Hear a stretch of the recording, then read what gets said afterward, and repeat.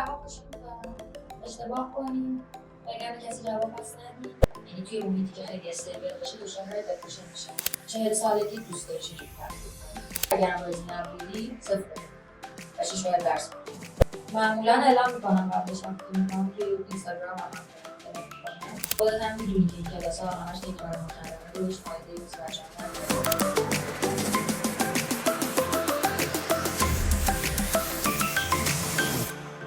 به نظر تو دانشجو چطوری میتونن مسیری که مناسب خودشون هست رو پیدا کنن؟ این سوال خیلی سوال جنرالیه و اینکه پیدا کردن مسیر، شما یه مسیر رو به حال میری تاش هم میمیری خب و هیچ وقت نمیتونی بفهمی که این مسیر خودت بوده یا نبوده یا یه کار دیگه می‌کردی بهتر بوده یا نبوده چجوری بود. ولی anyway بخوام یه توصیه بکنم اینه که ما الان توی جامعه داریم زندگی می‌کنیم که کاراکترها خیلی تکراری شده و شما یک نقطه از یه آدم رو میگیری میتونی مابقی زندگیش رو لایف استایلش رو حدس بزنی چیه و این باعث میشه که دائما تو جامعه کاراکترها شده مثلا 5 مدل یا 10 مدل و تو دیگه سورپرایز نمیشی وقتی که به لایه های زیر یک آدم نفوذ میکنی و دائما باعث میشه که شخصیت های تکراری ببینی.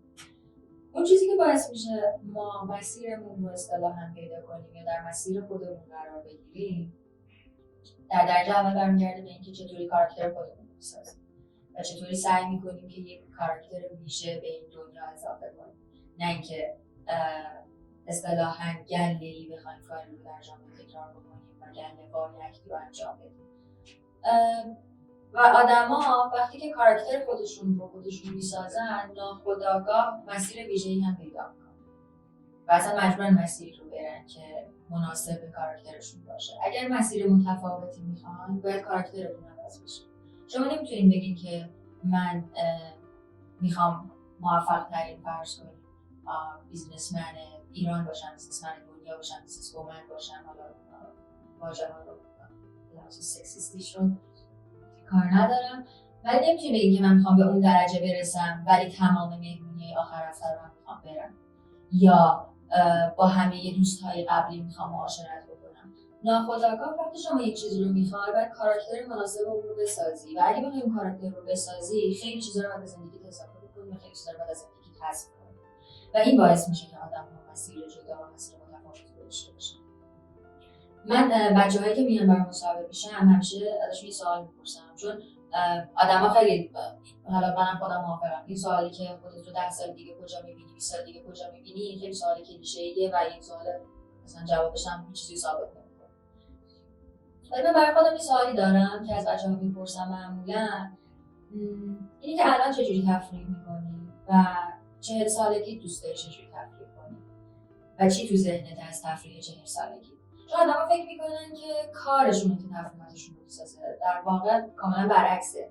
لایف استایل و تفریحات آدم هست که باعث میشه یک شغلی در زندگیشون روز پیدا کنه و اون شغل به زندگیشون بشینه و به خاطر همین اگر که بخوام برای مسیرتون یک توصیه بکنم مثل اینکه یک مسیر ویژه‌ای خودتون داشته باشین، اینکه یک کاراکتر ویژه‌ای خودتون بسازین، یک کاراکتری که به مرور زمان به دست اومده، مثلا زحمت کشیدین و اون چیزیه که توی ذهنتون از اون آدمی که از خودتون متصورین کم کم به اون تبدیل بشین. شما تقریبا این موضوع متفاوت با شاخه‌های معمول داروسازی انتخاب کردید. چی شد که مسیر شما به این سمت اومد؟ اگر ممکنه توضیح در مورد کاری که انجام میدید بگید. خب خیلی مجموعه وقایع زیادی اتفاق افتاد که اصلا من به این موضوع فهمیدم علاقه دارم، ولی بخوام خیلی تو د پوینت بگم که چی شد اصلا اومدم توی این کار. ترمای آخر بود ما کارورزی صنعت واحد کارورزی صنعت رو داشتیم و واحد کارورزی صنعت اونجوری که خب شما یه تعداد بازدید کارخونه داشتیم تا قبلش و اینکه خیلی هم واحد سختی نبودش، در واقع مستمرات نمیشه.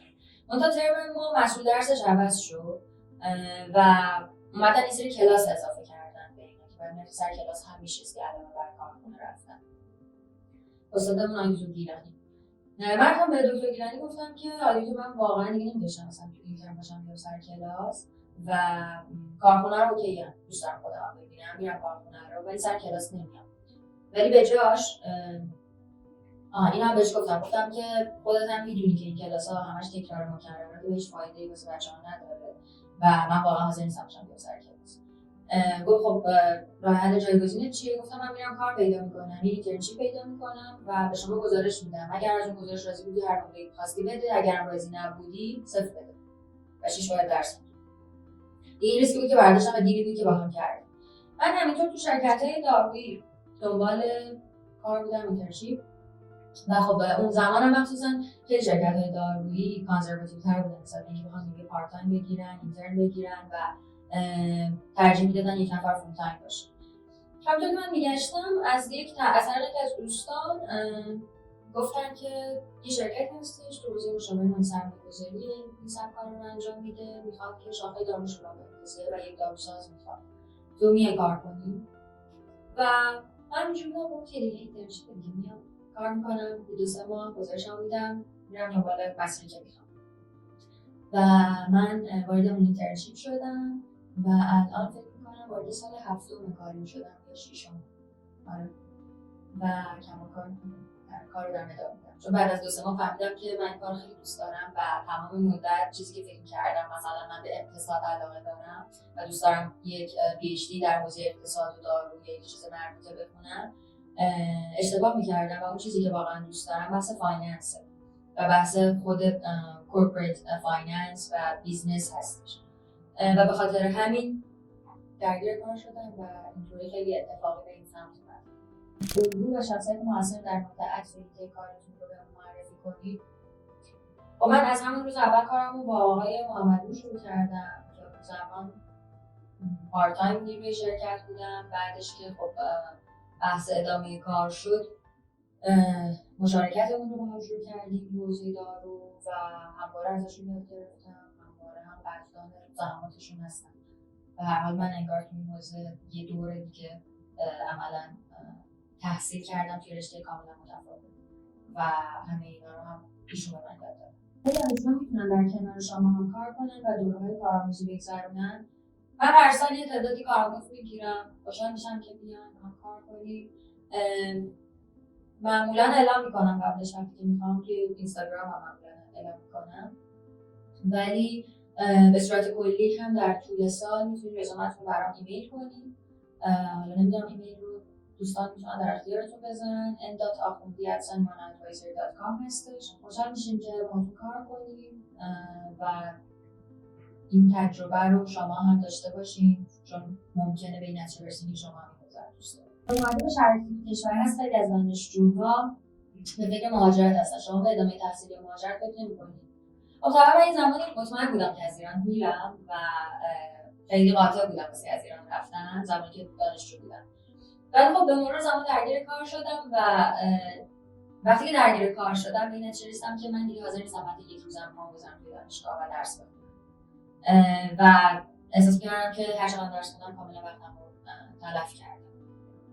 به خاطر همین تنها راه از ایران رفتن اولا اون زمان این بودش که شما بخواید تحصیلی اقدام بکنید و من حاضر نیستم که هیچ جای دنیا دوباره بخوام دانشگاه و یعنی واقعا مجبور بشم یه روزی، ولی واقعا دلم نمی‌خواد در دانشگاه بشینم و درس بخونم. نکته بعدی اینه که من ذاتاً آدمیم که عدم قطعیت محیطی رو دوست دارم. یعنی توی محیطی که خیلی استیبل باشه دچار دپرشن میشم و مثلا این فضای ایران که هر روز میشه چیزی تغییر پیدا کرده، از صبح که بیدار میشی باید منتظر باشی که اوکی یه لگد خوردم، لگد بعدی رو قراره کی بخورم و مسائل شرکتی، مسائل قانونی، مسائل حالا اقتصادی، همه اینایی که عدم قطعیت میاره و بسیار ممکنه برای خیلی عذاب آور باشه، منو دائما مغزمو درگیر میکنه واسه اینکه خب دائما باید سولوشنی بگیرم و به خاطر همین شاید اصلا این شرایط با روحیه من سازگارتر باشه.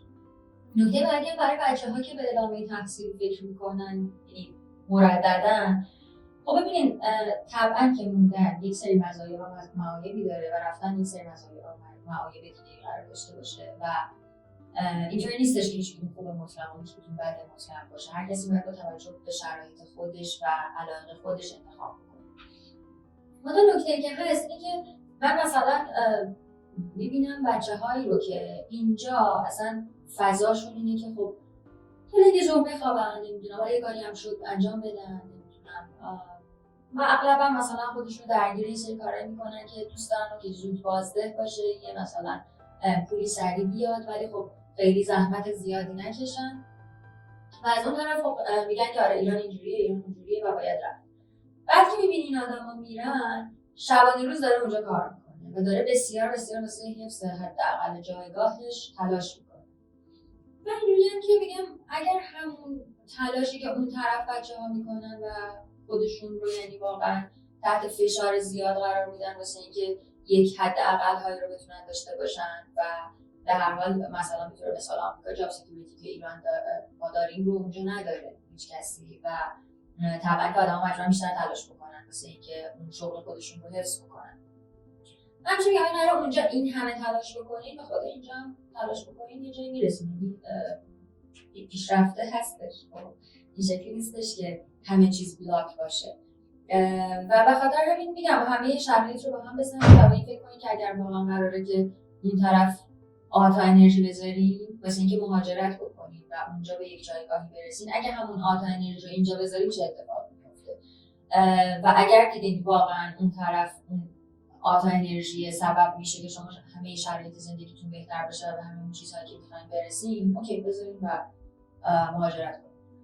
و نه من میتونم صورت کلی نه توصیه به موندن میکنم نه توصیه به رفتن میکنم. با کاراکتر مورد علاقتون رو به همون معرفی کنید.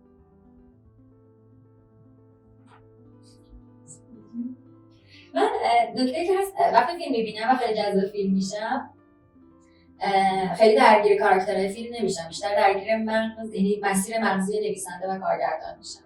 به خاطر همین خیلی کاراکتر فیلم و سریال محبوبی ندارم، ولی بخوام به لحاظ مغزی بگم مثلا کدوم کارگردان و نویسنده رو دوست دارم، یکیش یورگوس لانتیموسه، یکی دیگه‌ش هم جاناتان نولانه، برادر کوچیکه کریستوفر نولان. و این دوتا رو واقعا من مغزشون رو دوست دارم. این هست که با توجه به شرایط موفق و انجامش در دوران دانشجویی نشده باشه و تمایل داشته باشه که اون رو به دانشجویان کسانی که ابتدای مسیر هستن پیشنهاد بدیم. زمان ما اکسپوژر بچه‌ها به بیزنس خیلی کم بود تو دوران دانشجویی و خود من همواره دغدغه من بودم نسبت به اینکه یک محیطی باشه که نسبت به این چیزایی که برام اون زمان بلک باکس بود و نسبت بهش بلایند بودن برام یه ذره روشن‌تر و ملموس‌تر بشه. و اگر که یک ساختاری باشه، یک چیزی باشه که بچه‌ها بتونن مسیرشون یعنی در واقع حتی موقت هم شده خیلی کوتاه مدت هم شده از بحث بیزنس این الفابت بیزنس بگذره و بتونن این مسیر رو هم لمس بکنن، به نظر من میتونه برای دانشجوها مفید باشه. چون این چیزیه که به صورت عمده دانشجوها در طول مدت تحصیلشون اصلا نسبت بهش اکسپوژر ندارن و اگر یک نفر بتونه ایده داشته باشه در راستای اینکه بتونه دانشجوها رو اکسپوژ کنه به این مسیر، به نظر من کار موثر. دوست دارید یه روزی خودتون کارآفرین بشید؟ هستم.